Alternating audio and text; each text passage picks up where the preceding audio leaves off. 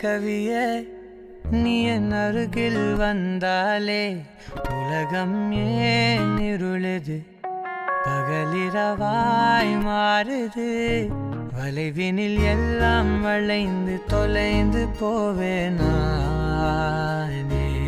நீயே வெண்பனியே தீயின் சுவையும் நீயே உன்னில் மெது மெதுவாக பயணங்கள் போல தொடங்கிடவா மனம் ஒரு கணம் கொதிகலனாக தவறுகளின் இசையன மாற